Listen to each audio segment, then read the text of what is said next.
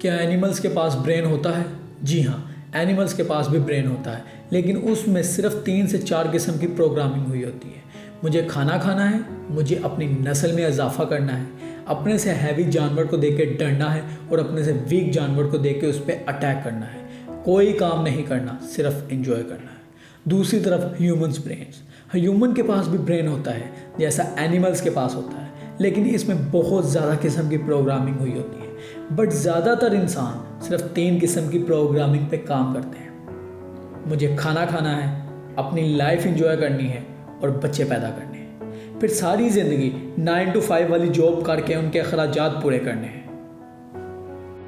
अगर आपकी भी यही सोच है तो फिर आपके ब्रेन में और एक एनिमल के ब्रेन में क्या फ़र्क रह गया?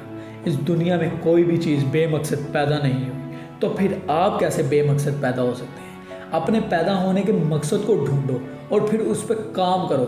सिर्फ अपने घर वालों के काम ना हो, बल्कि इस पूरी दुनिया के काम हो। एक इंसान का स्ट्रॉन्ग डिज़ायर लाखों नहीं बल्कि करोड़ों इंसानों की ज़िंदगी बदल कर रख सकता है। जिसकी एग्जाम्पल आज की ये टेक्नोलॉजी, ये फ़ोन्स, ये कार्स, प्लेन्स वगैरह दे रहे हैं।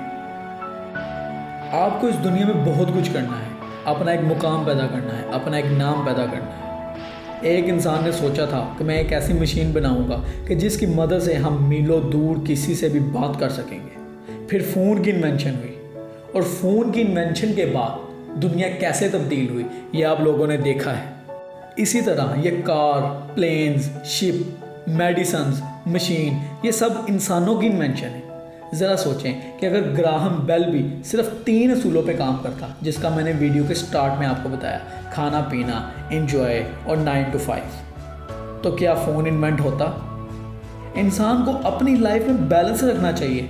एंजॉय और वर्क साथ साथ होता है, बट प्रॉब्लम ये है कि हम सिर्फ एंजॉय पर ही फोकस करते हैं।